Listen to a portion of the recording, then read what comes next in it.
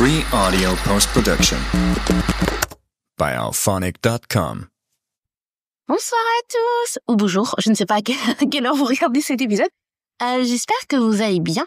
Aujourd'hui, on se retrouve pour un épisode un peu moins fun. On va parler des traumatismes, mais je ne suis pas seule, je suis avec une invitée, je te laisse te présenter. C'est Manon et aujourd'hui on va parler des traumatismes, voilà. Trop joyeuse. Alors donc, pour commencer, comme d'habitude, mon côté pragmatique, on va trouver une petite définition. Voilà, mais pas Wikipédia cette fois-ci. On va aller sur le CNRTL, site bien connu. Voilà. Alors, il nous donne deux définitions. Enfin, deux définitions. 4 en réalité. Ensemble de manifestations locales ou générales provoquées par une action violente sur l'organisme. Bon. C'est logique, moi je trouve que c'est... Ouais. Je pense aussi, ça me paraît assez évident. Violent choc émotionnel provenant chez le sujet un ébranlement, durable. On a aussi tout événement subi brutal entraînant pour le sujet qui en est victime des transformations plus ou moins profondes, plus ou moins réversibles. Et donc c'est évidemment cette définition qui va nous intéresser. Oui, youhou. Et puis on a aussi excès d'excitation au point que la décharge est impossible et que l'organisme tend à supprimer toute excitation supplémentaire, par exemple par évanouissement. Alors, il y a une suite logique un peu. Je pense qu'à ce moment-là, les cours de Madame Smith vont beaucoup nous aider.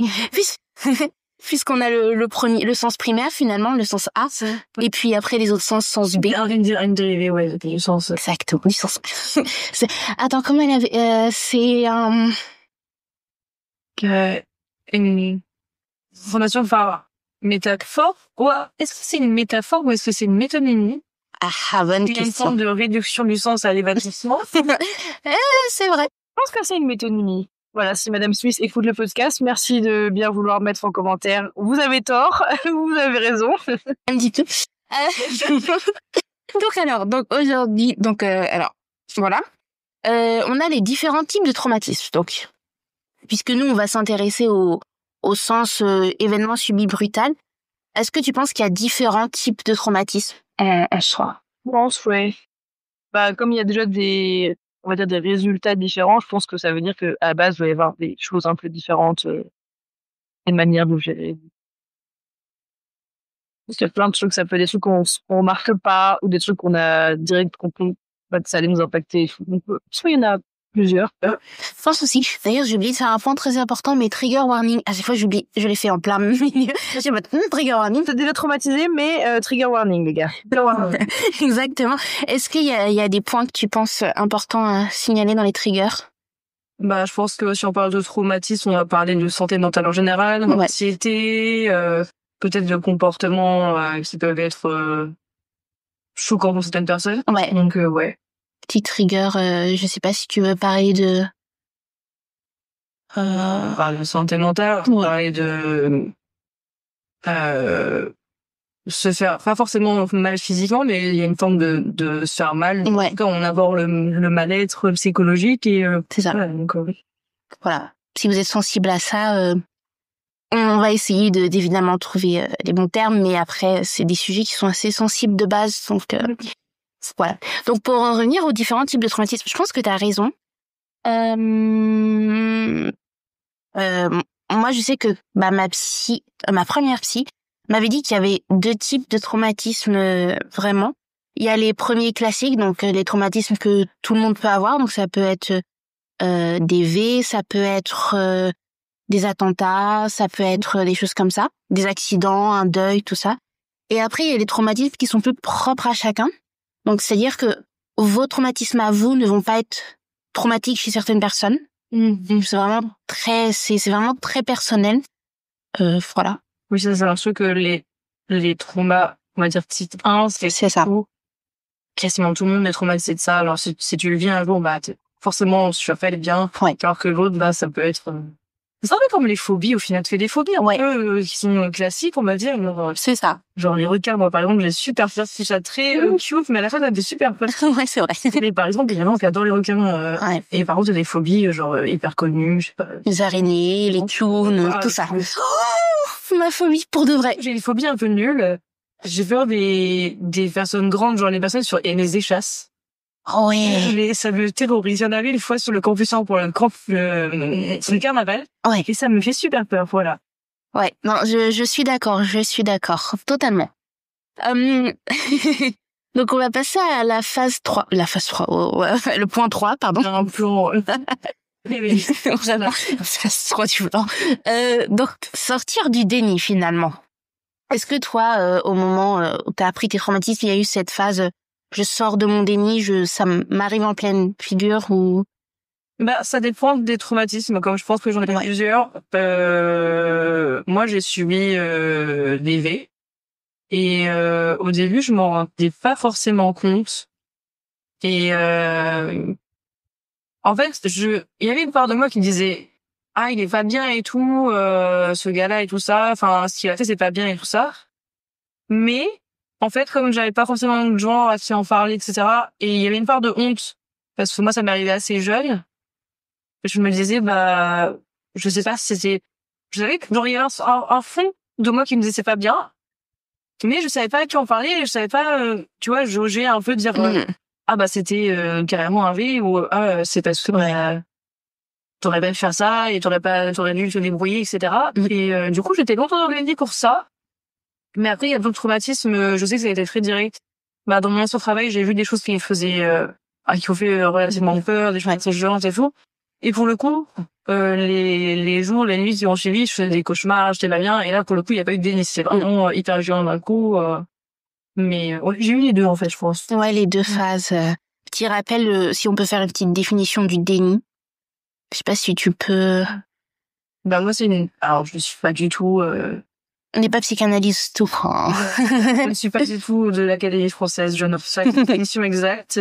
Mais pour moi, c'est quand tu vis quelque chose de traumatisant ou quelque chose de vraiment pas bien et tu t'en rends pas compte, ou alors c'est soit que tu t'en rends pas compte parce que juste voilà, t'es pas au courant que c'est pas bien. Par exemple, je pense aux enfants qui sont victimes de V ou autres, ils le savent pas vraiment et du coup ils sont dans une forme de déni. Mais il y a aussi les gens qui juste ne veulent pas se l'avouer. Ouais, ça aussi. Mais c'est juste le fait de pas se rendre compte que la situation est beaucoup plus grave que ce que t'imagines ou ce que tu te rends compte, je pense. C'est ça. Pour moi, c'est ça, ouais. J'aurais pas dit mieux.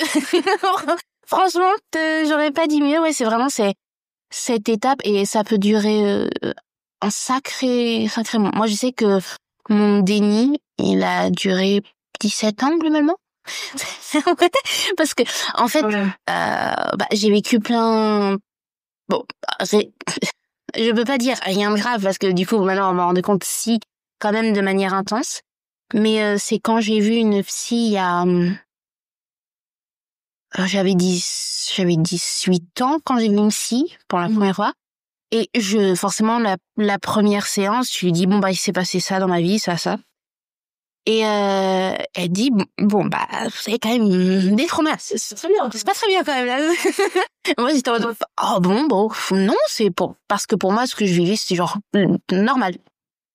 Et elle m'a fait un exemple en fait, c'est cet exemple qui m'a permis d'ouvrir les yeux.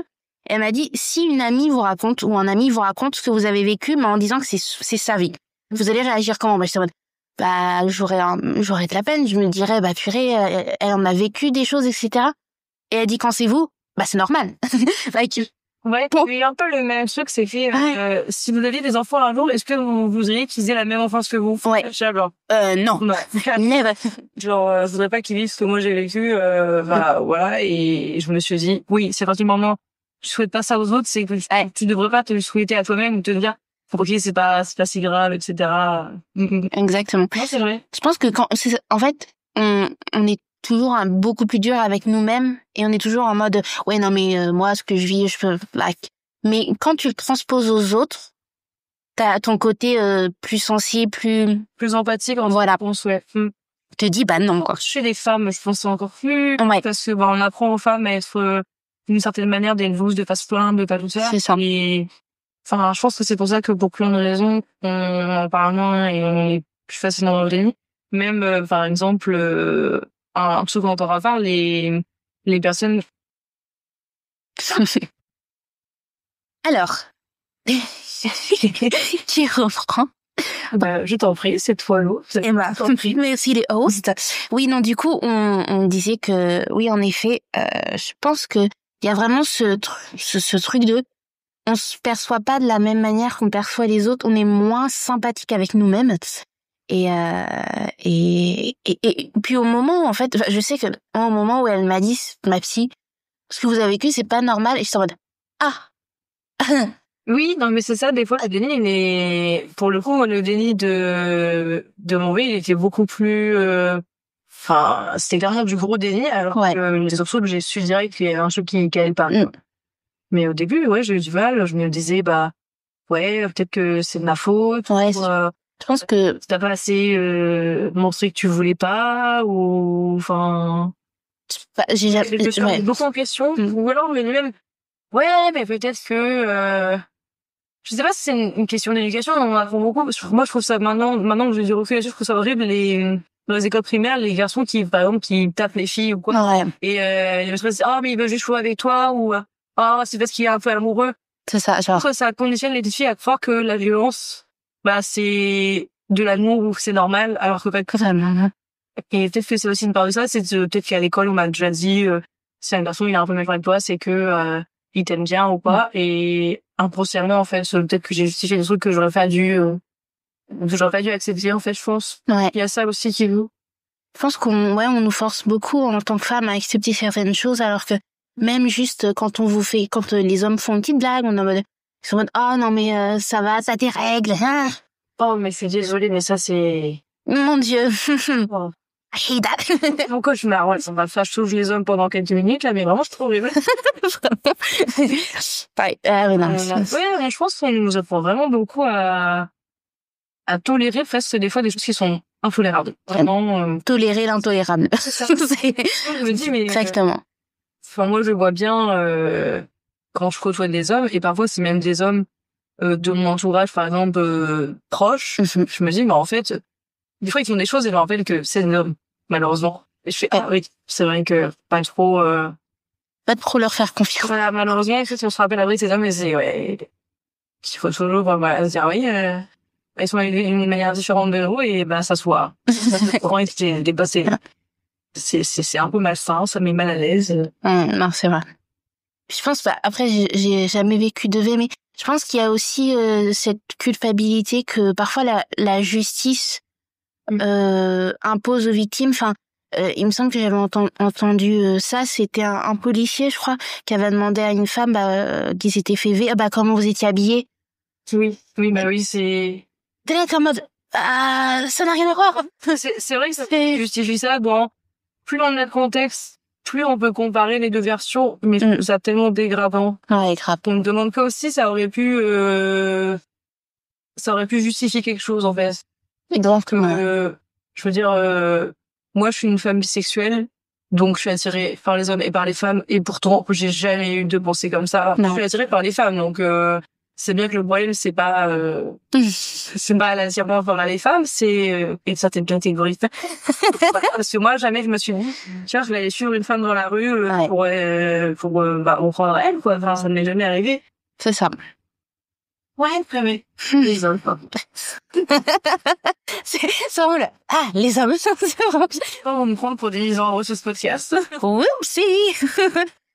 Oups. Désolée s'il y a des hommes qui m'écoutent, mais il y a 25% apparemment d'hommes. Non, mais c'est assez étonnant. Mais... Moi aussi. Après, j'ai bien vu si vous êtes des hommes déconstruits et smart, ouverts d'esprit. Bienvenue aussi, vous êtes des hommes positifs. Exactement. Voilà. Genre, je veux pas que. En vrai, parfois j'ai un peu peur, j'avoue. Surtout sur l'épisode des hommes en soi, parce qu'il y aura un épisode sur les hommes. Spoiler. Mais en vrai, je me dis bon, si les hommes réagissent mal à certains propos des femmes, alors qu'on se dit juste des propos réels, c'est qu'ils vont peut-être partie du problème. Exactement. C'est comme pour les hommes qui n'auraient toujours pas compris le all men, ça veut pas dire que vous êtes tous des gens qui commettent des délits ou des choses comme ça. C'est ça. C'est juste que si vous ne luttez pas activement contre quelque chose qui se fasse juste sous vos yeux, ou qui se passe dans le style dans lequel vous vivez, c'est que vous faites partie du problème. Voilà. Moi, je pars du principe que, c'est comme les gens qui harcèlent, les gens à côté qui me voient mais qui ne disent rien, qui ne font rien, ils participent de manière passive, mais d'une certaine manière, ils participent pour moi à ça. D'où le all men, dans le sens où si vous ne faites rien, vous faites partie, vous profitez de la société patriarcale qui vous met en avant plus que les femmes et qui tue les femmes aussi. Oui, voilà. Exactement. Je pense que au niveau des statistiques, c'est plus les hommes qui tuent les femmes. Oui. C'est le féminisme. Le truc exact, mais dans les plus de 90% des violences, tout ce qui est violence conjugale, c'est à majorité commis malheureusement par les hommes. Oui. Mais encore une fois, je pense qu'il y a une part, c'est la société, l'éducation. Exactement. Et voilà. Si vous avez des petits garçons, s'il vous plaît, éduquez-les. En mode gentleman. Pitié. Voilà. Du coup, le sujet. On va faire le fond de moi. Voilà. Take that, man. Whoopsie. Mais du coup, en fait, cette question ça fait un peu la transition, mais comment, en fait, on a réagi en apprenant que ce qu'on vivait était traumatisant? Genre, comment toi, tu l'as vécu, la réalisation? Pour le déni, ça m'a rendu, pour la fin du V, ça m'a rendu vraiment malade, genre, un peu comme des énormes crises d'anxiété où j'en étais à vomir et tout parce que, j'ai réalisé que c'était beaucoup plus grave, etc. Genre, je sais pas comment expliquer, mais j'étais vraiment pas bien et je me sentais vide et je n'arrivais plus à rien. Et je pense que c'est vraiment, je pense que je vais déjà être en dépression, mais le fait de me rendre compte, ça m'a complètement fait plonger à ce moment-là. Mais pour les autres traumas où ça a été plus direct, où j'ai fait des cauchemars, des choses comme ça, pour le coup, j'ai vu les cauchemars, là je me suis rendu compte et j'ai pas eu trop de déni et j'ai su que c'était pas bien parce que j'ai bien vu que je faisais des cauchemars et j'ai pas eu trop à réaliser vraiment. Ça s'est fait assez... Et je me dis, c'est pas normal que tu fasses des cauchemars comme ça, un truc aussi réaliste, aussi précis, c'est que ça t'a marqué quoi, c'est que tu en parles à quelqu'un, faut que tu fasses quelque chose. Exactement. En vrai, je suis plutôt d'accord avec toi. Moi, en vrai, ça a été... disons que quand même, mon déni, il a duré plus d'une décennie. Ouais. Je n'ai jamais entendu ça. Hein. Je te jure. Parce que en fait, faut combiner pas mal de choses. Il y a eu mon harcèlement. Il y a eu grandir sans figure paternelle, qui a été assez traumatisante. Bon, après, c'est pas réellement un traumatisme, mais le fait d'être malade aussi, ça te... Si, je pense que c'est bien considérer ça comme un traumatisme. Si tu l'as vécu et tout, en vrai... Ça peut. Il y a eu le décès de ma grand-mère qui s'est fait de manière brutale. Et j'avais 7 ans, donc... Voilà. Il y a eu ma mère qui est tombée malade. Et en fait, le truc, c'est que j'ai vécu seule avec ma maman. Il y avait vraiment que nous deux. Donc c'est moi qui s'occupais d'elle. Je devais avoir 14 ans quand elle est tombée malade. C'est ça, les traumas, ça fait grandir plus vite. Exactement. Un enfant adulte. C'est ça, t'es en mode bien, d'accord. Ouais, mais tu peux que la vie d'une manière complètement différente en fait. Ouais, c'est ça. Exactement. Après avec ma maman, on a vécu une situation très compliquée à cause d'un homme. Financière à cause d'un homme. Again. Et ça a été l'un des plus gros traumatismes parce que c'était un traumatisme gigantesque qui a fait plein de petits traumatismes. La peur de manquer de nourriture, la peur... C'est ça. Je comprends tout à fait, ouais. Donc, il y a plein de trucs comme ça. Bon âge, en fait, ça te remet des trucs... en fait, c'est des situations difficiles qui t'apportent vers d'autres situations. Ouais, c'est ça. Hyper difficiles aussi. Et tout est lié. Et du coup, au final, on parle par exemple de la peur de manquer, mais c'est une génération après-guerre. Ouais, moi, je dis ça aussi. Quand je travaillais dans un magasin, en fait, toutes les personnes âgées, elles s'achètent en grosse quantité. Ouais. Tous ceux qui ont vécu la guerre ou juste l'après-guerre, justement parce qu'ils ont ce traumatisme ils ont pas eu assez à manger, c'est ça, ouais. etc. Et ça touche des fois des générations entières en fait. Dans ce moment, ça peut être hyper large. C'est pour ça qu'il y a différentes catégories aussi, justement, ces 2 catégories de... Je sais plus quel est le nom vraiment précis, mais vraiment les traumatismes de base, et après ceux qui sont plus personnels. Et donc la transition était assez brusque, et je pense que honnêtement, parce que du coup j'ai commencé à avoir une psy en 2022, Non, 2023, parce que j'étais en première année de fac. J'étais en lettres. Il y a eu ce moment de tout ce que j'ai vécu, en fait, un peu comme une sorte de bulle protectrice que je m'étais faite et qu'on avait percé cette bulle. Oui. Et là, t'es en... je vois pas si tu veux. Voilà. J'adore les métaphores. Moi, c'était pas comme une bulle, mais je voyais comme plein de trucs qui s'effondraient autour. Ouais, c'est ça. Je me suis dit, oh purée, il y a tout qui part en vrille, quoi. C'était vraiment... Un peu en mode my castle crumbling. C'était... Ouais, moi, j'avais l'impression que tout tombait autour de moi, en fait. C'était très bizarre. C'est ça. Mais ouais. Voilà, je vois clairement la métaphore de la bulle. Je trouve que ça représente bien ce que tu ressens quand tu dis, ah ouais, en fait, non, c'est ça. C'est ça. Et ouais, et puis du coup, après, justement, une fois que la bulle est percée, on se retrouve un peu dans un vide interstellaire émotionnel. T'es là, t'es en mode, tu sais plus réellement comment vivre les choses, comment... Et je pense qu'il y a eu cet effet de dépression, de choses comme ça. Le vide, je sais jamais trop su, moi, me dire, est-ce que le vide, c'est lié directement à la dépression, ou si c'est comme on dit, crever l'abcès un peu, c'est-à-dire, pas agréable d'accepter qu'en fait, ce que t'as vécu, c'était pas ok, et je sais pas trop d'où ça vient, mais je pense que les deux sont intimement liés. Je pense, ouais, les deux vont de pair ensemble. Mais ouais, l'après-déni, il est, waouh. Ouais, les vieux rouges. C'est comme si c'est comme si, genre, clairement, tu dormais pendant un certain temps et qu'on te balance un seau d'eau glacée, t'es en mode, what the fuck?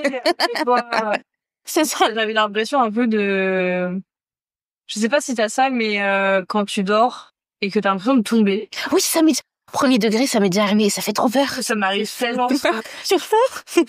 Et j'ai l'impression que ça me faisait une chute comme ça, donc c'était genre vraiment... Totalement. C'était ça, le moment où j'ai crevé la tête, je me suis dit...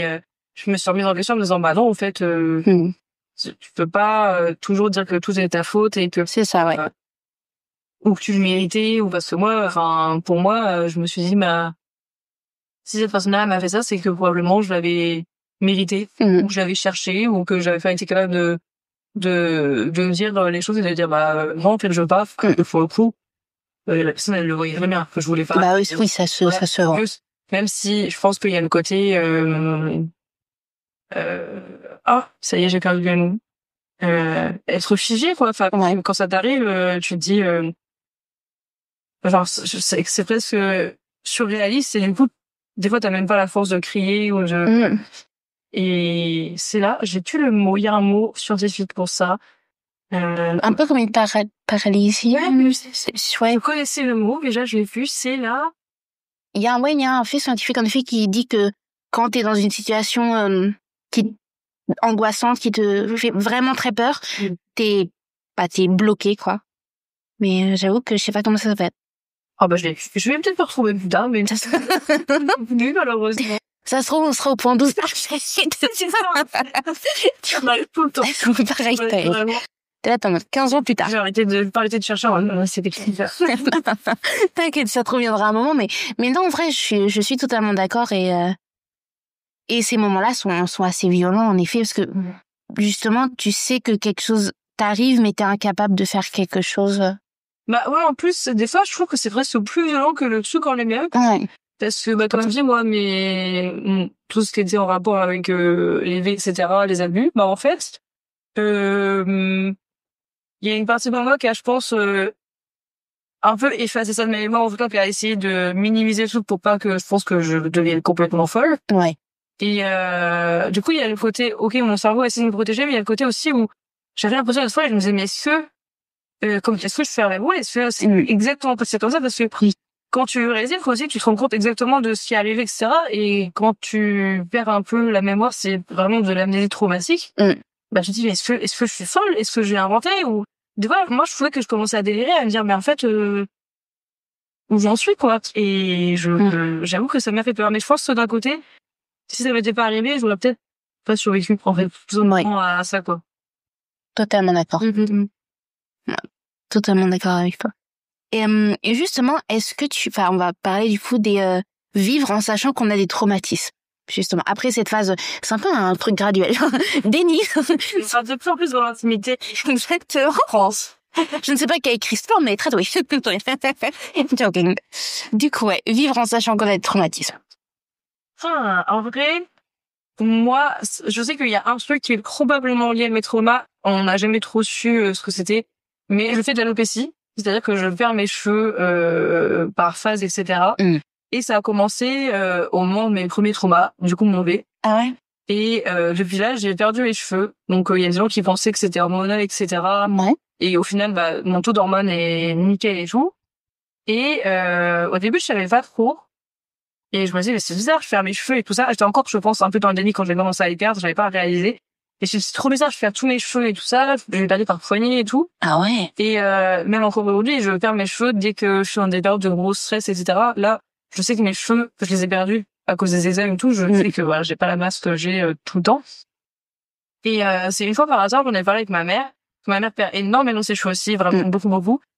Elle me dit ah non mais moi je sais que c'est traumatique, c'est quand j'ai perdu je crois que c'est sa grand-mère, elle a commencé à perdre ses cheveux. Ah ouais. Et c'est vrai, je me suis dit j'aurais peut-être dû en parler avant. Ouais.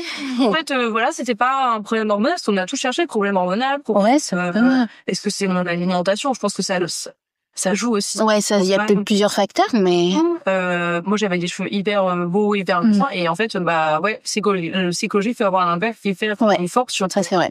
Pour le coup, moi ça a été la perte de mes cheveux, quoi. Ah ouais. Je savais pas du tout, vraiment de m'apprendre quelque chose. Waouh. Le stress et tout. Ouais, ça. J'ai réagi comme ça. Et moi, ça, genre, c'est un peu un complexe, on n'en parle pas trop. Mais je sais que là, je fais beaucoup mes cheveux par ici, tu vois, au niveau du dessus de la tête et tout. Et c'est vraiment probablement lié à ça, parce que on a fait les checks du tout, mon sang, prise de sang, plein de tests, et j'ai jamais su pourquoi, quoi. Ouais. Donc c'est très probablement lié à ça, puisque ma mère elle a eu ça quand sa grand-mère, elle moi c'est suite à mauvais. Je me suis dit bon, peut-être que c'est ça. Peut-être que c'est lié. Mais en effet, du coup voilà, petite anecdote comme quoi. Comme quoi, sinon. Vivre avec des traumas, je pense qu'il faut travailler dessus. C'est hyper dur, mais c'est la base, c'est leur fondamental, c'est de pouvoir t'en sortir et pas continuer à moitié à vivre mal dans le déni.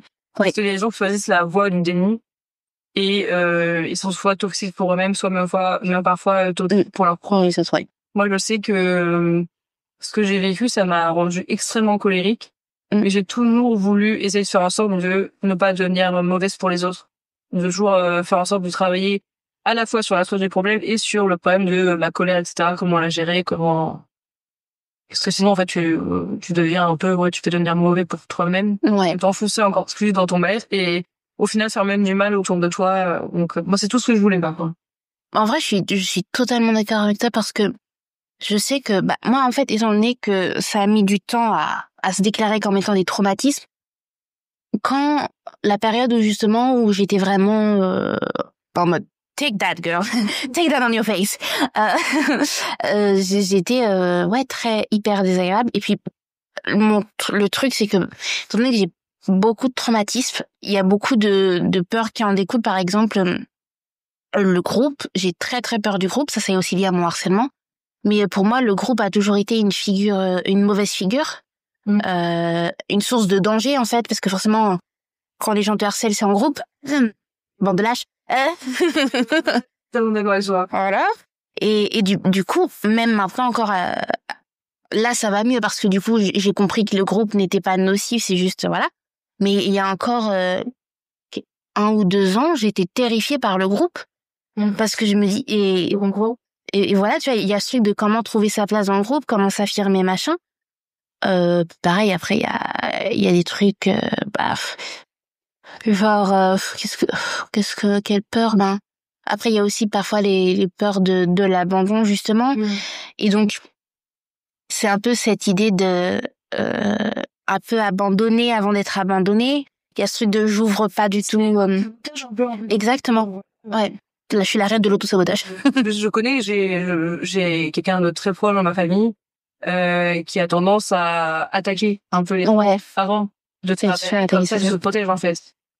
Comme je disais, là pour le coup, moi, je pense que c'est peut-être pas hyper sain ni pour la personne. Non, nous on en a déjà parlé. Et les livres, c'est quelque chose sur lequel il faut travailler. Mais bon, faut avoir le courage d'aller travailler dessus. Mais moi, je sais que ça déclenche plein de peurs. Par exemple, moi, j'ai hyper peur. Maintenant ça va, j'ai commencé à prendre sur moi et tout, mais quand il y a des gens face dans la rue, il y a un groupe qui rigole. Ouais, t'as peur, ouais. Je disais, ils se foutent de moi, en fait. Ils rigolent de comment je suis et tout, alors que pas du tout. Les gens, peut-être, ils ont fait des blagues à leurs copains. Et Ouais, c'est ça. C'est des gens normaux, ils chillent. On n'est pas le centre du monde. Et puis, C'est ça. moi, des fois, je me disais, mais c'est parce que je voulais être trop grosse, ou parce que je voulais être trop machin, ou je sais pas, j'ai un truc, c'est moi parce que je faire mes cheveux, enfin. Ouais, c'est ça. Je me disais, de y avoir un truc, quoi. Donc ça, Moi, j'ai hyper peur de ça, j'avoue, et des hommes. Désolée, mais peut-être aussi pour ça que des fois, je suis un peu méchante avec les hommes, et puis je fais des blagues, oui, c'est pas des avec nous, mais j'ai énormément de mal à avoir du contact physique avec les hommes. Mais c'est-à-dire que, par exemple, à mon ancien travail, quand des hommes voulaient me faire la bise, j'étais vraiment pas bien, quoi. La bise, même le serrage de main, enfin, faut vraiment, c'est ce que je dis. Même le contact des avec les femmes, j'ai du mal. Ouais. Les hommes, c'est vraiment, si jamais un jour je fais la bise à un mec, c'est vraiment que j'ai confiance à 2000% à la parce que je déteste qu'on me touche. Et vraiment, quand c'est des hommes, même, c'est très triste, mais même mon propre papa, j'ai du mal à lui faire des câlins, etc. Parce que, j'ai tellement été traumatisée, j'ai tellement cette peur. En fait, quand je vois des personnes assez corpulentes, assez grandes, assez fortes, et mon corps, je pense qu'il réagit, il se dit, ah, là, t'es en danger, la personne, elle peut te taper, elle peut te, alors que pourtant, c'est mon père, il m'a jamais fait de mal, enfin, je veux dire, et moi, j'avais peur quand même. Alors qu'il y a aucune raison d'avoir peur. Ouais. Ce n'est pas m'a jamais, enfin, voilà, c'est, chacun a ses relations et tout, mais je sais qu'à l'heure actuelle, il me ferait pas, du mal devant moi, il me ferait pas comme ça pour, voilà, et pourtant, j'ai peur. C'est fou quand même. Ouais. Je pense que justement, les traumas donnent naissance à 1 milliard de peurs, genre des fois, c'est des peurs bêtes, je trouve. Enfin, quand on clairement. sort un peu, où on a travaillé sur, pourquoi j'avais fait de... Pourquoi j'avais peur de ça déjà? It's fine. Moi, j'ai jamais été très tactile dans ma vie de... Enfin, non, ça, je comprends. Mais je crois que ça a renforcé le truc de... Les hommes, vraiment, je sais pas... Et comme je dis, je suis très colérique, donc c'est au point où, si tu me touches, moi, je vais pas lâcher au secours, je vais être violente. Enfin, je pourrais m'être désolée, mais... Je pourrais mettre une patate à quelqu'un qui me touche si je veux pas. Ouais. Vraiment, je pourrais être très violente, ouais. Mais c'est une question de se défendre. Je sais que c'est pas ça, hein. Je travaille. C'est normal. Franchement, c'est totalement... Après, j'ai envie, s'il te plaît, ne me touche pas parce que je peux avoir des réactions. Ouais, tu préviens. Voilà, ça m'est déjà arrivé même avec une femme, que je connaissais pas assez, qui était très tactile, qui se jette sur moi pour me faire un câlin. Et je suis en mode, non, ne me touche pas. Et c'est arrivé plusieurs reprises que je la refraine et que je dis, non, s'il te plaît. Et je dis, la prochaine fois, je pense que je pourrais pas me consoler et que, voilà, je repoussais, je pourrais y retourner, quoi. C'est ça. Mais bon. Faut accepter le... Mais c'est vrai que quand t'as une personnalité très tactile de base... Ouais, moi, j'ai jamais été trop comme ça. Moi non plus. Je pars avec mes tantes et tout, on rigolait beaucoup, mais c'est ma safe place, mes tantes et mes cousines et tout, donc, ça me dérangeait pas si elles faisaient des papouilles et trucs comme ça. Mais je veux dire, c'est parce que c'est vraiment des personnes déjà, c'est des femmes. C'est vraiment des personnes avec lesquelles je suis extrêmement proche. Ouais, voilà. Encore une fois, ils m'ont jamais fait de mal. Donc voilà. C'est ça. C'est gros trauma, c'est vraiment le contact physique. J'aime pas alors là. Non, en vrai, je comprends. J'ai pas eu de traumatisme par rapport à ça, mais je sais que je pense que je tiens de ma petite mamie. Ma mamie n'était pas du tout tactile. À chaque fois, ma mère, elle me raconte des anecdotes et je suis en mode, je suis un peu comme elle, finalement. Enfin, ça comprend. Les câlins me dérangent. Ça m'arrive de faire des câlins parfois à mes amis quand ça fait genre 6-7 mois que je les ai pas vus. Oui, je leur fais un câlin, tu vois. Mais genre, ça dure pas non plus 1000 ans. C'est vraiment juste un câlin en mode, je suis contente de te revoir. Mais voilà. Pareil, genre... moi, avec les filles, ça va, mais j'avoue que même avec les mecs... Ça pourrait être mon bestie, vraiment. Ouais. D'ailleurs, j'ai un meilleur pote. Et je suis très heureuse qu'il soit pas du tout tactile non plus. Comme ça, j'ai pas... T'as pas à justifier comme ça. À la base, mon meilleur ami a upgrade au rang de copain. Ce pote a upgrade au rang de meilleur ami. Mon mec est très tactile, mais ça va, je le connais pareil. Encore une fois, des années, c'est un peu comme mes tantes et mes cousines, donc ça me gêne beaucoup moins. Et encore, moi, il faut quand même, il sait très bien que j'ai besoin de mon temps perso et tout. Ouais, ça c'est bien. Un autre pote, qui est devenu mon meilleur ami, du coup, au vu de sa promotion en entreprise. Slay. Voilà, il va du tactile et je suis très, très contente de ça. Tu m'étonnes, ouais, quand il match vraiment your freak. Ah, c'est génial. C'est génial. Ah ouais, non, mais désolé. Tiens, vous êtes très mignon de loin. Ouais, voilà, très mignon les aimes de loin. mais ouais, je pense que ouais, vivre en sachant qu'on a traumatisme, c'est super dur, je trouve. Après, ça se travaille et il faut prendre le temps. Mais les débuts sont très durs, en tout cas. C'est réapprendre à vivre à ça, en fait. C'est pour la période parce que d'un autre côté, faut me quand aussi t'as des traumatismes, enfin, faut avoir déjà un petit peu de là-dessus, mais du coup, t'as tendance à peut-être moins te laver. Ouais, clairement. Ah, bah, si je réagis comme ça, il y a peut-être aussi cette raison-là. Après, que t'aies envie de faire des efforts ou pas dessus, en plus, je veux dire, ça que t'aies aussi à faire des efforts, mais je pense que ça permet de moins se dire, oh, mais pourquoi t'es comme ça? Ouais. Pourquoi t'es machin? Parce que moi, au début, je disais, c'est bon, faire l'effort, c'est quand même ton père, tu pourrais faire un câlin, Et après, je me suis dit, en fait, t'as pas forcément besoin de te forcer, t'as fait des trucs, faut que tu respectes aussi tes limites, si rien ne comprend pas, bah, pour le coup, c'est elle le problème. Ouais, carrément. Le consentement, que ça soit, pour un vrai rapport, ou que ça soit pour juste des câlins, des trucs comme ça. C'est ça. Il doit être respecté dans tous les cas, en fait. C'est ça, genre, faut pas forcer. Un câlin, ou même, des trucs sur les épaules comme ça. Voilà, il faut... T'es pas obligé de me toucher, en fait. C'est un truc, moi, par exemple, ma hantise, c'est les gens qui rigolent, et quand ils rigolent, ils te... je fais genre... non. Genre, parfois, je claque des mains comme ça, où je suis en mode incroyable, tu vois, mais genre, je ne touche personne. Et personne ne me touche. C'est les filles. Genre, tu peux rire sans me coller en même. Tu pas obligé de rire, tirer dans mon oreille, rigoler dans mon oreille. Pitié. Mais ouais, non, en vrai, je suis d'accord avec toi. C'est vrai que on est, en fait, il y a cette étape où, avant le déni, t'es hyper dur avec toi-même. T'es hyper exigeant, etc. Et après, t'es un peu plus libre, tu dis, bah voilà, si je réagis comme ça, bah c'est que c'est lié à un des traumas et c'est ok et faut juste essayer de travailler dessus. C'est ça, ça dépend. C'est ce que je dis, je pense pas que être tactile ou ne pas l'être, c'est pas un red flag. C'est pas un truc genre, personne ne peut me reprocher de pas être tactile, genre c'est mon droit. Mais par exemple, ma colère, moi qui suis très colérique, bah faudrait comprendre que les gens me disent, oh par contre, tu t'énerves vite, etc. Ouais. Et c'est pour ça que là je me dis par contre, c'est un truc sur lequel je dois absolument travailler. Ouais. Et voilà, il y a des choses sur lesquelles bah voilà, c'est comme ça et t'as pas à te blâmer justement comme ça parce que t'as été traumatisé et enfin c'est pas, moi je fais des personnes que ça n'a pas, pardon. Tant que ça n'impacte pas quelqu'un directement. Ouais. Autre que toi-même, bah voilà, c'est ta personnalité, t'as pas envie qu'on touche, c'est par contre si tes traumas tu les utilises pour justifier des actes qui sont pas bien, là je suis d'accord. Là non, ouais. Parce que malheureusement, je sais qu'il y a aussi des gens qui font ça des fois. Oui. Pour moi, c'est la même vague que, oh, mais non, mais c'est parce que je suis scorpion. Parce que j'ai vécu ça. Non. Tu peux pas justifier ça depuis les jours avec les autres parce que. Non, c'est ça, non, clairement. Les gens sont obligés de comprendre, dire, ah oui, peut-être que la personne, elle a un peu comme ça parce qu'elle a vécu ça. Mais moi, j'essaie que t'as pas le droit de t'auto-justifier. Ouais, tout le temps, ouais. Parce que t'as un trauma. C'est pour ça qu'il faut vraiment travailler sur ce mode de pas être toxique avec les autres. Moi, je sais que, je pense que ça m'est déjà arrivé parce que je l'ai déjà entendu de la part de certaines personnes que justement, parfois mes traumas m'ont fait que je peux agir d'une certaine manière et ça peut offenser des personnes. Et à chaque fois, je me dis, ah mince, je suis désolée, tu vois. Mais après, voilà, quand tu te remets en question derrière, voilà. Je me remets énormément en question tout le temps. Voilà. Trop souvent, ouais. Trop premier degré, trop souvent, genre. Ouais, ça m'étonne pas. Tu me dis un truc, genre, une toute petite, genre, ça peut être juste... Réflexion et fait. Et ça, c'est l'anxiété. Oui. Exactement. Tout de suite, genre, un tout petit truc qui va pas, je suis une mauvaise personne, tu vois. Ah, mais moi, je ferais. Et vraiment overthinker, là. Ça me sent tout le temps, vraiment. Je me dis, des fois, j'ai tellement pu prévoir des choses que quand ça arrive, je suis pas étonnée. Genre, il y a des situations avant, je me dis, j'ai vu venir il y a 2-3 semaines. C'est ça.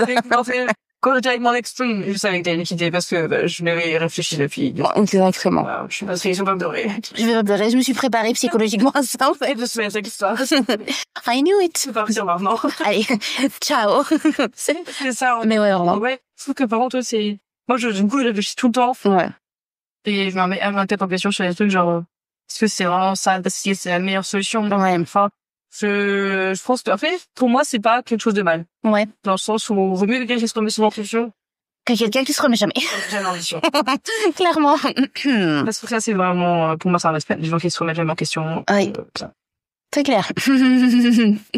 Très clairement. ça me rappelle des trucs maintenant, je me dis waouh, il y a des choses que tu aurais pas dû tolérer. Oh mais non mais vraiment, parfois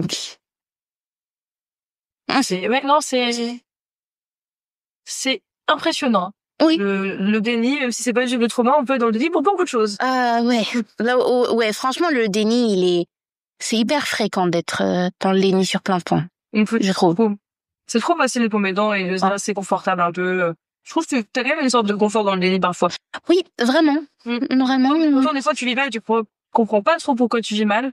Autant des fois c'est confortable. Ouais, grave. Je sais que je connais d'autres personnes qui ont vécu une EV du coup et qui se mentaient elles-mêmes, va se affronter la réalité, c'est beaucoup trop dur. Ouais. Et dire c'était juste un truc comme ça ou à essayer de trouver des justifications genre j'étais en soirée, j'étais un peu bourrée donc ça fait pas voilà machin. Non, c'était clairement vrai et voilà, mais la personne préfère dire que c'était. Je ne veux pas dire je pense le terme parce que c'est trop violent. Ouais, ça peut en effet. En vrai, je suis d'accord parce que je dois être honnête en disant que je pense que j'ai vécu ma meilleure vie en étant dans le déni. Parce que je vous jure que quand j'étais plus jeune, j'étais vraiment genre un enfant hyper souriant, hyper positif, hyper machin. Et la transition en fait, ce que j'ai vécu, that was fake. j'étais dans le déni total et la réalisation, ça a complètement changé ma perception des choses et je suis beaucoup plus négatif parce que du coup, il y a ce truc de toute ma vie j'ai vécu ça, donc je suis en mode oh trop bien. Parce que forcément quand t'es dans le déni, t'as aucun moyen d'être malheureux puisque ce que tu vis c'est c'est ça un peu positif. T'as peut-être des fois des signaux de ton corps qui comprend que ça va pas, mais en soi psychologiquement c'est ça. Tu détournes ton attention en par exemple j'ai détourné mon attention dans d'autres activités. Ouais, c'est ça. Juste fait y penser en fait. Tu repousses tu repousses le travail dessus. Exact. Et ouais, ma transition de moi pendant mes dénis et moi après mes dénis rien à voir. Littéralement, je suis passée d'être hyper positive à être un électron négatif tout le temps voir le mal, tout le temps réfléchir au mal, me dire ouais mais ça va. Même encore maintenant, tu vois, genre, je suis dans une phase où je suis hyper heureuse, etc. Mais je sais très bien que ça va pas durer et que limite, tu vois, j'ai une épée de Damoclès au-dessus du crâne. T'étais trop heureuse. C'est ça. Je peux comprendre. C'est vraiment lié, je pense que les traumas, ça crée de l'anxiété et ça, c'est directement lié à l'anxiété que ça ne cause. Quand t'es là, je vis bien pour l'instant. Genre, ça va pas durer, ma belle. Mais mais voilà, je comprends. Ouais. Donc, des fois, tu te sens coupable, dire pourquoi je suis trop bien, qu'est-ce qui se passe? J'ai pas mérité ça, genre. Je mérite pas. En fait, tu viens questionner ta propre légitimité à être heureuse. Ouais, c'est fou ça, moi je trouve. J'ai pas le droit d'être heureuse. C'est comme par exemple dans un certain trauma, moi j'ai des traumas liés aussi à ma famille, etc. Ouais. Et par exemple, moi j'ai pas vraiment la source du problème exact, mais je sais que j'ai toujours eu peur de pas être assez bien. C'est un gros truc que j'ai chez moi. Et en fait, quand j'accomplis une tâche, j'ai pas je suis fière de moi. Ouais. J'ai l'impression d'avoir juste fait une corvée. C'est ça. C'est genre je sais pas par exemple, je fais une simple heure de judo et tu sais les gens ils le font en mode incroyable et tout. Mais oui, c'est trop bien. Tu sais limite c'était un devoir, je devais le faire et je ressentais pas une joie immense. Oh là là, c'était genre plus un truc que je vais accomplir et j'avais pas trop le choix. Mais oui, je suis totalement d'accord avec toi parce que je suis exactement pareil. C'est vraiment, genre, j'ai accompli quand même pas mal de choses dans ma vie. Quand même, je dois être honnête. Ouais, mais des fois, il faut s'en dédistraire, ça fait des... Mais ouais, c'est ça. Faut se rendre compte qu'on a fait des... Qu'on est bien, que... Ouais. Ça aide aussi, justement, à la confiance en soi. Genre en soi. Voilà, confiance en soi. Parce que le fait de ne pas être heureuse à chaque accomplissement, je trouve que ça dit qu'en fait, t'as beau faire quelque chose, en fait, il y a rien à féliciter. Enfin, tu vois, quand j'ai eu, par exemple, quand j'ai eu ma licence lettres, je me suis dit, ouais, mais je l'ai eu grâce au rattrapage. Genre, je vois toujours le... c'est diviseur. Je pense qu'il y a un petit trauma, des fois, soit des fois, c'est un peu l'injuste avec mis injuste. Ouais. D'où tu ne sens plus, c'est trop l'abandon aussi, parfois. Ou l'abandon, des fois, tu dis, de toute façon, voilà, fallait le faire, de toute façon, c'était moi. Ouais, c'est vraiment des... Ouais, ouais, fallait le faire. Bon, genre, c'est pas un accomplissement dans la vie, c'est comme le permis et tout, c'est des gens, limite, ils font péter le champagne, ils en moi, je t'avoue que ouais. Enfin, c'est passé, quoi, genre, ouais. Pareil, c'est bon, je peux conduire maintenant. Je t'avoue que moi, si je passe mon permis, et que je l'ai, je vais bien le fêter. Parce que moi, derrière un volant, on me disait ça aussi au début. Maintenant, ça va, j'ai l'habitude, mais au début, j'étais en mode, waouh, si j'ai mon permis, franchement. Ce serait be miraculous. Vraiment. Mais, ouais, non, je suis pareil aussi, never be enough. Ouais, c'est ça. Ouais, vraiment, de jamais être assez. Mais moi, pour tout, mais ça pourrait se d'ouf. Il y a ça, et je sais que parfois, je sais pas si c'est lié au fait de pas être assez, mais il y a le côté aussi où je suis pas légitime dans, par exemple, mes propos ont moins de valeur ou ça. Aussi, ouais. Et je sais que, par exemple, avec mon copain, ils me disent, mais faut que tu communiques, faut que tu dises les choses. Et je suis la première à dire à toutes mes copines, ouais, la vie, c'est communiquer. Fais ce que je dis, pas ce que je fais. C'est bien faux, genre. J'ai énormément de mal parce que j'ai l'impression que ce que moi je pense, ce que je dis, ça n'a pas de valeur. Ouais, je suis d'accord. Et je suis en mode, est-ce que ça vaut le coup que je parle? Ou alors j'ai trop peur de me faire envoyer balader en mode, non mais c'est bon, t'abuses. Et puis moi, pendant des années, tout le monde m'a toujours dit, parce que je suis très sensible. Ouais. Et je ressens les émotions très fortes, mais que ce soit la colère, la joie, je ressens tout très fort. Et c'est toujours, t'es trop gentil. Et du coup, il y avait ce côté où je suis pas légitime de parler et tout, parce que je suis trop ceci, trop cela, parle trop, je suis trop sensible. D'ailleurs, ça me fait penser que on va faire un épisode avec mon amie Juliette sur personnalité too much. Oh non, c'est trop bien, mais c'est moi faut que je fasse en même temps. Voilà, je glisse des petits Easter eggs. Je vais faire ça. Wink wink. Mais non, je suis totalement d'accord avec toi. Encore une fois, mais je pense que je sais pas si t'as vécu du harcèlement. Ouais, quand j'étais au collège, ouais. Ça fait aussi parce que je pense que le harcèlement t'oblige te fait comprendre que tu ne vaux rien, enfin te fait ressentir que tu ne vaux rien. Que moi je sais que mon harcèlement ça s'est arrêté quand j'étais en 4e parce que j'ai rencontré mon ami illustrateur qui a illustré d'ailleurs l'illustration, Ali, son nom d'artiste.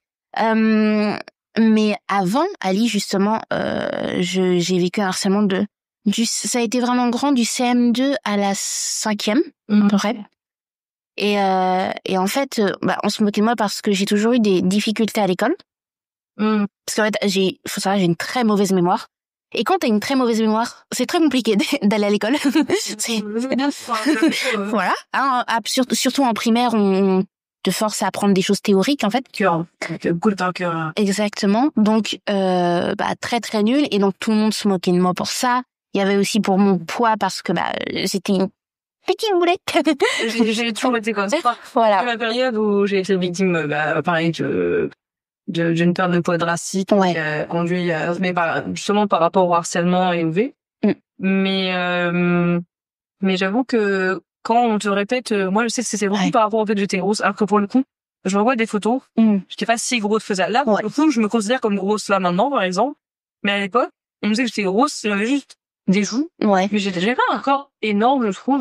Tu sais pas. Et mais par contre, le fait qu'on se répète tous les jours, t'es grosse bâche ou des trucs comme ça, en fait, ils se rendent pas compte les gens que tu finis par l'intégrer, ça et dire si tout le monde me dit, c'est que je suis comme ça. C'est ça. Encore quand c'est justement hier on en discutait avec Sandra, quand une personne te dit tu dis voilà. Elle a dit elle voulu faire du mal ou elle était mal lunée ou un truc comme ça. Exactement. Mais quand c'est répétitif tout le temps et plein de monde, tu dis ok. Moi il y avait pas beaucoup, c'était un petit groupe de personnes. Quand c'est arrivé. Mais comme c'était vraiment très régulier, genre à chaque récré, à chaque ils étaient dans ma classe, en plus de mémoire. Est-ce qu'ils étaient dans ma classe? Je crois qu'ils étaient dans ma classe à un moment donné. Et en fait, à chaque récré, c'est toujours des trucs vraiment des réflexions pas cool, des bousculades, des trucs comme ça et tout. Et je me disais, mais en fait, comment tu veux ne pas te sentir mal quand en fait tous les jours de ta vie on te répète t'es trop grosse. Mais c'est ça en fait, t'es bête. Je sais plus exactement tout ce qu'il me disait parce que au bout d'un moment, c'est bien. Mais je veux dire, c'est normal qu'après tu te penses incapable, etc. C'est ça. D'ailleurs, moi, je me suis rappelé d'un truc, de 2 trucs. Il y avait un moment, c'était en primaire, il y avait quelqu'un... Et j'ai eu un flash, tu sais, ce bon vieux flash. Je te jure, en plus, c'était dégueulasse, c'était genre une de mes camarades qui avait craché sur mon manuel. Tellement elle me détestait. Voilà. Mais c'était malade, les gens. Ouais, elle me détestait vraiment. Et il y avait un autre, c'était un gars qui m'avait fait une blague. Bon, maintenant, en vrai, je trouve ça un peu drôle. Mais la violence du propos est quand même violent quand, voilà. Enfin, le propos est quand même violent quand tu l'entends. C'était, il m'avait dit, quel pays t'entoure? La Grèce. J'étais sûre que c'est horrible. J'étais sûre. Je viens de parler, je trouve ça tellement horrible. Ouais. Genre, c'est trop méchant. Ah, mais c'était hyper violent. Je te jure. Et je me rappelle en mode, et puis là, forcément, t'as tout le monde qui rigole. Ha, ha, ha, c'est trop drôle. Et du coup, ce qui fait que, ce qui en est sorti, c'est que bon, après, moi, j'ai eu cette chance parce que je suis tombée amoureuse de la mode très tôt. Donc, ce qui fait que, même si je supportais pas mon poids, j'arrivais à aimer mon corps grâce à la mode. Trouver des trucs alternatives. Exactement. Ah, je suis femme stylée et tout. I'm a fashionista, you know what I mean? Trop bien.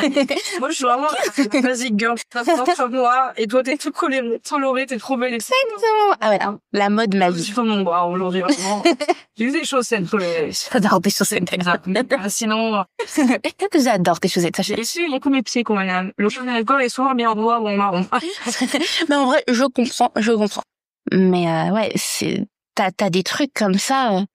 Et puis vraiment, je pense que c'est le pire dans les traumas, c'est ces flashbacks qui, je sais pas si ça t'arrive aussi, mais des vieux flashbacks. T'es en train de vivre ta vie et t'as un flashback qui date de... Purée, j'ai vécu ça. Ça, c'est horrible. Moi, ça m'arrivait aussi de faire beaucoup de cauchemars. Moi, je fais beaucoup de cauchemars quand je suis stressée et puis je suis somnambule aussi des fois. Et j'ai des traumas aussi, par exemple. Je pense que c'était un trauma. Pareil, encore une fois, j'ai pas forcément la source exacte. Donc je pense savoir, mais bon, je suis pas certaine. On va pas commencer à accuser des gens en mode, c'est toi, là. C'est toi. Toi qui as raison de trauma. Très peur d'être épiée. Vraiment, j'ai peur. Et c'est-à-dire qu'il y a des moments où quand j'étais dans des grosses périodes de stress, j'avais peur que des gens rentrent chez moi. par leur sans prévenir. Et c'est-à-dire que, j'étais somnambule et que je me baladais chez moi et que je fermais la porte à double tour après que je dormais. Ouais. Et des fois, je devenais tellement parano dans mon sommeil que je voulais cacher mes clés. Alors, imagine-toi quand tu te réveilles le matin, ils sont plus sur la serrure, mais que la porte est fermée. J'ai retrouvé mes chaussures, mes clés dans mes chaussures. J'ai retrouvé mes clés dans un pot à café. Plusieurs fois, j'ai retrouvé mes clés dans un endroit. What the fuck, quoi. Parce que, en fait, j'avais peur que on rentre chez moi. Après, j'ai eu une anecdote. Mes parents ne fermaient jamais, à l'époque, maintenant ils le font plus, mais à l'époque, ils ne fermaient jamais la porte à clé parce qu'on vivait dans un petit village. Ah ouais. Juste un jour, où des voisins faisaient une fête à côté. Et un monsieur trop alcoolisé s'est trompé de maison. s'est posé dans notre canapé. Et je crois que le trauma part peut-être déjà de là. Et puis, peut-être. Mais en fait, c'est vrai qu'il y a un mec, il s'est posé sur mon canapé en mode, j'ai essayé, un peu de lumière. Voilà, il est en mode, mon père qui est descendu, en slip, en train de dire, regarde, sortez chez moi. C'était un sketch, quoi. J'avais, mais je pense que ça m'a créé un peu parce que sur le coup, on parle, je rigole, je me dis, mon père est descendu en slip pour engueuler un gars qui est rentré chez nous. C'est drôle, c'est aléatoire, comme parce que tu le lis, tu te dis, mais, c'est hyper flippant. C'est-à-dire que le mec, il a fait rentrer chez moi, hyper facilement, quoi. Bon, en même temps, la porte était pas fermée à clé. Oui. Je ferme tout le temps ma porte à clé, tout le temps. Merci.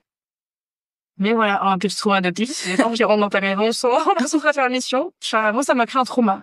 J'avoue que ça m'arrive aussi, un peu, je pense que je sais pas si parce qu'en soi, j'ai pas vraiment de trauma parce que ma mère est une psychopathe de fermer la porte.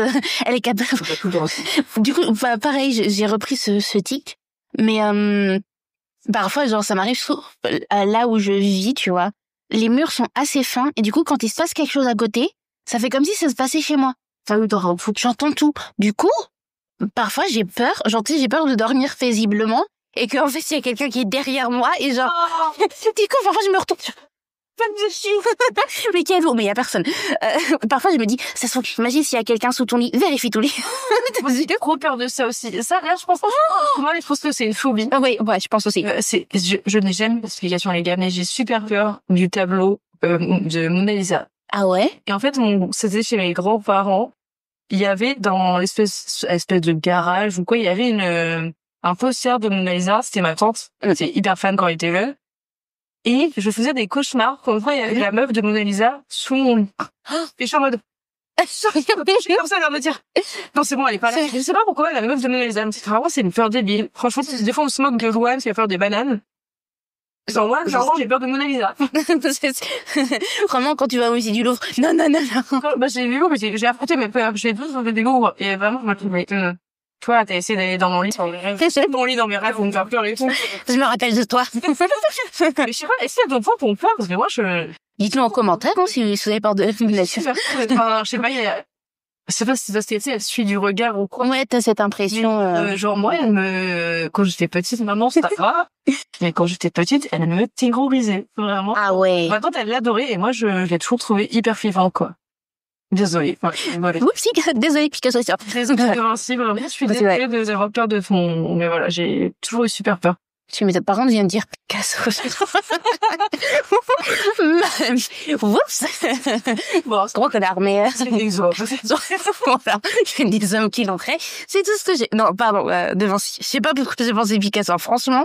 Bah, après, Picasso, il est un peu traumatisant comme mec. Ouais. On parle de traumatisme, voilà. On s'excuse d'avoir des vies. Finalement, on s'excuse. Mais je m'excuse auprès de toute la communauté d'artistes pour avoir...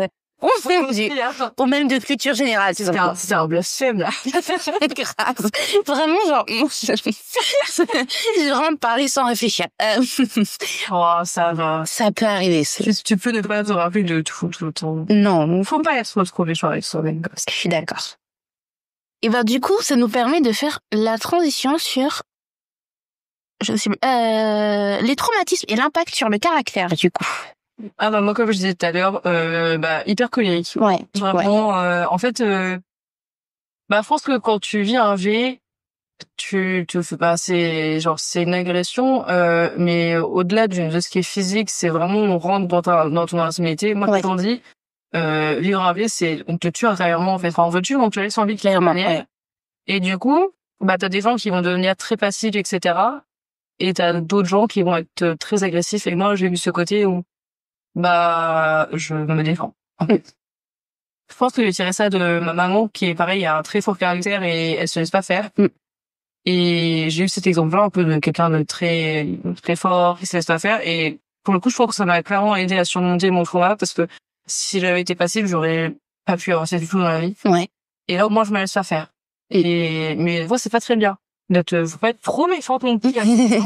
Oui. Mais ouais, moi, très colérique. Et des fois, du mal à loger et tout, à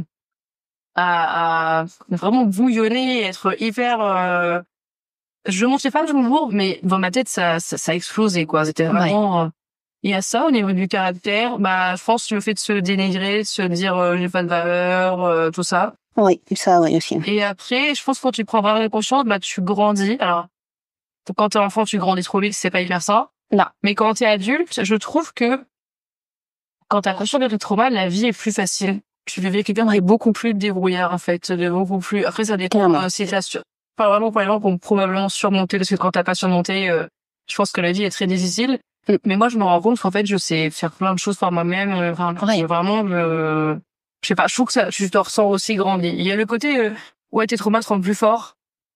Genre, j'aurais pas voulu vivre ça. Non, clairement, pas demandé. Je devais être un enfant normal, j'aurais dû avoir une protection, voilà.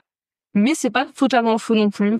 Quand t'as passé le cap de t'analyser et de travailler sur ce trauma, oui, effectivement, pour que ça a un côté où ça peut te rendre plus fort aussi. Ouais, totalement. Mais c'est pas ça. J'aurais préféré être moins forte, mais être, avoir une vie un peu plus saine, quoi. J'avoue. Non, vraiment, je suis totalement d'accord avec toi.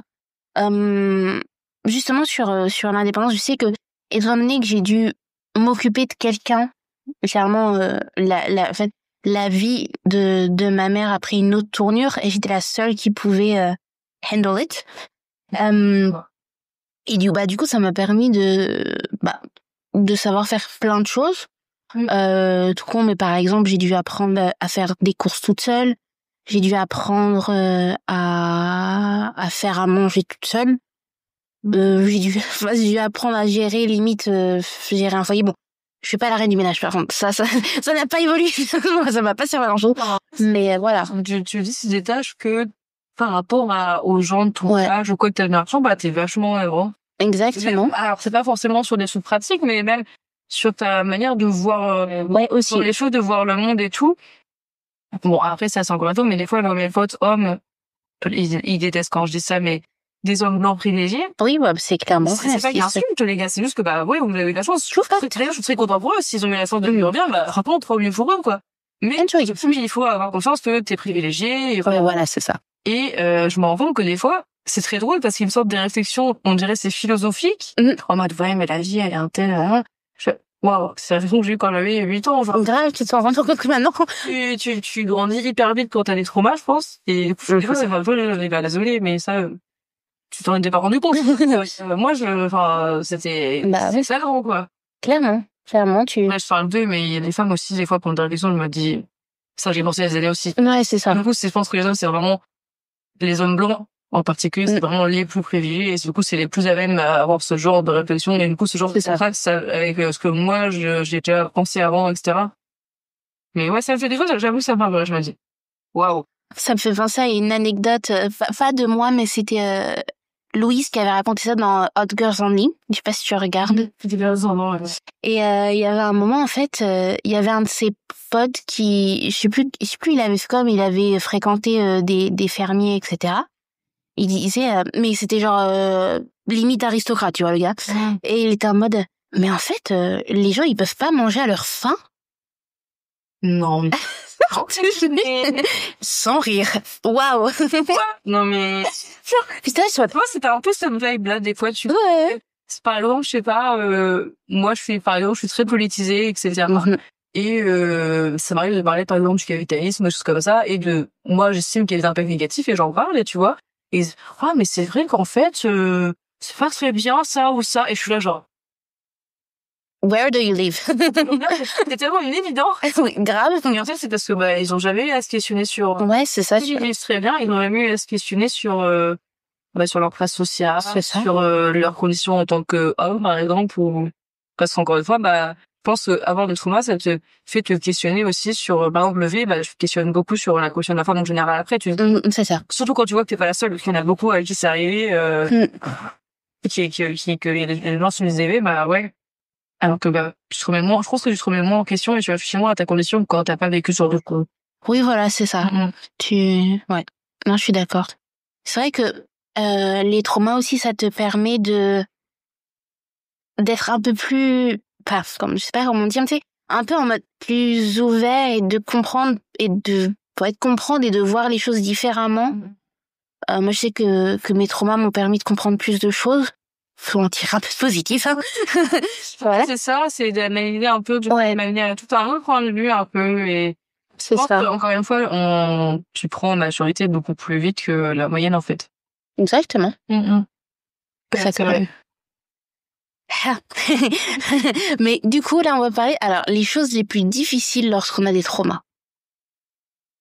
Moi, je pense que ça dépend du type de trauma. Ouais. Mais pour moi, c'était les relations avec les autres. Les relations avec les autres et les relations avec mon corps. Ouais. Et moi en général, mais surtout mon corps, parce que c'est vraiment, pour moi, ça a été le truc qui a été vraiment impacté, qui a été, je dirais, sali, quoi. Ouais, il y a cette impression. Ouais. Et du coup, c'est genre se sentir moche, se sentir sali, se sentir et ouais, puis le rapport aux autres, où tu te rends pas plus sur toi-même, t'as pas confiance en les autres, alors que des fois tu pourrais avoir confiance aux gens, mais tu t'arrives pas. Genre moi, je n'avais pas confiance aux gens. Et encore aujourd'hui, j'ai énormément de mal à faire confiance aux gens. Mais en vrai, je comprends, je suis totalement d'accord. Moi, je pense que en vrai, vivre. Non, en vrai, pour respirer, vraiment. En vrai, je pense que je suis d'accord avec ça. Les relations avec les autres sont hyper compliquées parce que généralement tes traumas, c'est con, mais ils viennent de quelqu'un. Enfin, tu vois, généralement c'est comme ça. Exactement. Ça peut pas comme ça. Ouais. Ça bombe généralement par le comportement de quelqu'un, par les choix de quelqu'un, etc. Et donc forcément, ça impacte tes relations aux autres, ça impacte la confiance et le temps que tu laisses à la personne pour entrer dans ta vie. Parce que moi, je sais que c'est aussi ça, j'ai beaucoup de mal à laisser entrer les gens. C'est pour ça que me faire des amis, bon là maintenant j'y arrive plus parce que parce que voilà, j'ai évolué, etc. Mais il faut vraiment travailler sur ça aussi, donc. Exactement. Mais il fut un temps, me faire des amis, c'était hyper compliqué. Le moment où ça a été le plus simple et évident, ça a été au lycée, où j'ai rencontré ma bande d'amis, les Cricouilles d'ailleurs, qui écoutent très certainement cet épisode. Ça a été vraiment la première fois où je me suis dit, ok, donc déjà le groupe n'est pas une menace. Waouh, bonne nouvelle, je ne me sens pas attaquée ou en danger avec eux. Et aussi cet effet de... Bon, après, évidemment, à la base, on était 7 et on a perdu 2 membres parce que voilà. La vie fait parfois La vie fait que les différences, ils trouvent d'autres personnes plus cool, du coup, ça. Là, mais c'est ça. Après, voilà, c'est tant que ça se fait proprement, on va dire qu'il n'y a pas de... Oh non! If I talk! Alors, j'ai envie de dire, moi, je me dis, tu perds juste des... ça n'avait pas l'air d'être le faire, j'ai mieux fait de noter. Je dis quand ça se passe bien, voilà, tu peux pas prendre aux gens, mais bon, s'il y a des gens blâmés, nous allons les blâmer, il y a pas de soucis. Pour une personne, en vrai, bon. J'espère que tu trouveras une trace, tu es cool, ça. Yes. Pour une personne, ça a été, c'était pas vrai. Mais pour une personne, ça a été vachement brusque pour moi. Parce que je le considérais vraiment comme mon meilleur ami. Et c'était la première fois que je faisais confiance en un homme. Non. Les hommes, toujours vous, là. Vous nous décevez toujours. Bref. Et en fait, on était très différents, mais parce que cette personne-là, elle était plus... Moi, je me suis jamais considérée comme étant cool. Tu vois, je sais que je suis hyper timide, que pour moi, c'est difficile de me sentir à l'aise auprès des gens. Et forcément, ça aussi, ça vient aussi des traumas, parce que tu te dis, oui, mais si je suis trop moi-même, peut-être que la personne... En fait, inconsciemment, c'est ça. Énormément fou. Exactement, t'es tout le temps en mode, oui, mais je peux pas trop faire ça, je peux pas vraiment affirmer qui je suis. Et puis j'ai aussi, moi, je suis assez introvertie, les sorties, c'est compliqué, je déteste faire la fête. Et donc, quand t'as une personne qui déteste faire la fête et que tu rencontres, et après, il a rencontré des personnes plus dans la joue, pas plus, plus extraverties, plus préférées, en fait, qui se sentaient mieux. Et en fait, il m'a ghosté du jour au lendemain. Oh non! Je te jure. Ça, c'est horrible, je trouve. C'est vraiment horrible. Juste, tu peux avoir au moins la politesse de dire... On est trop différents, voilà. Voilà, je pense qu'on est trop différents et tout. Parce qu'effectivement, moi, je pense que c'est pas un très bon match. On en parlait avec Sandra, qui a fait ton podcast, Chevron, à un moment donné. Ouais. Donc, il va faire, je sais pas qui va faire. Qui va sortir peut-être plus tard. Ouais. On parlait de relations amoureuses et tout, et on disait, c'est vrai qu'un introverti et une extravertie, inversement, c'est hyper dur. Moi, j'ai eu une relation comme ça avec quelqu'un qui sortait très peu, qui faisait pas beaucoup. Alors moi, je suis pas complètement extravertie parce que j'ai vraiment besoin de temps pour moi. T'es ambivert, peut-être. Ouais, peut-être. J'avoue que j'aime bien quand même sortir de temps en temps et tout. Et être avec quelqu'un qui sortait jamais, je lui ai dit, moi, par exemple, ça n'a jamais matché. J'ai très mal vécu cette relation-là parce que j'ai l'impression de m'interdire des choses. Ouais, c'est ça. Et du coup, je me dis, tant que tu fais les choses respectueusement en disant, voilà, peut-être que finalement, on n'est pas compatible, on n'est pas, voilà, j'ai bien expliqué. J'ai fait un liste entre compatibilité et correspondance. Ça arrive, t'inquiète. Pas forcément, mais voilà, je pense que la communication reste à minimum le minimum du respect que tu peux. Mais c'est ça. Donner à quelqu'un, quoi, genre. C'est ça, surtout que après, moi, je sais que ça a été justement un de mes traumas. C'est genre, je pense que c'est ça. Oui, tu vis comme ça, quoi. Surtout qu'on était quand même, ma meilleure amie Pauline, qui a un excellent instinct, disait c'était prévisible, tu vois. Mais moi, en fait, j'étais en mode, il se confie à moi, on est hyper proche, je me confie inversement à lui. Et du coup, il y a ce truc de, mais en fait, est-ce que j'ai fait quelque chose de mal? Est-ce que j'ai dit quelque chose de mal? Sur en question beaucoup, je te dis, exactement. Non, mais ça, je comprends. Je trouve ça encore. Je trouve ça bien parce que si la personne elle a la décence de te dire les choses, moi t'es pas en train de te dire, mais ça se trouve, je vais un truc à ouais.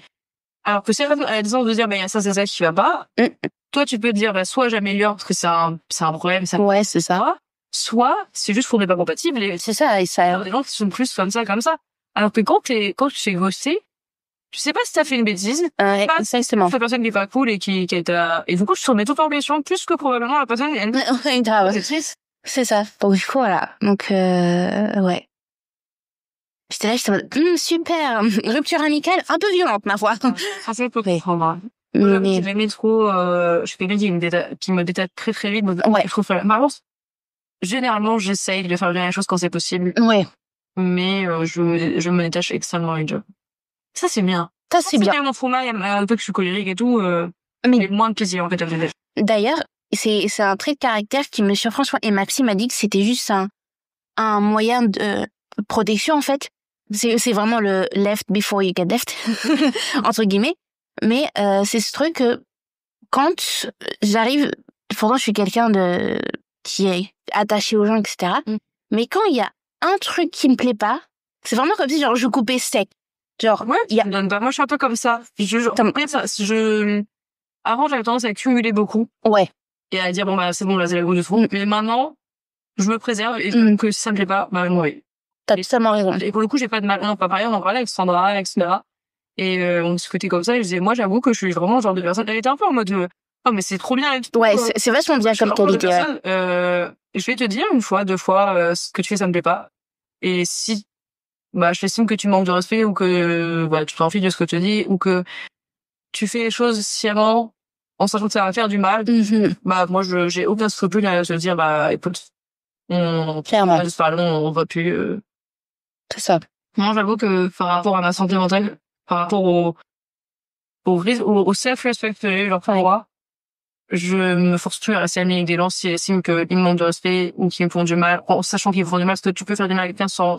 Ouais, ça peut arriver. Là, moi, aussi. je peux pardonner. Je suis quelqu'un qui peut pardonner aussi très facilement.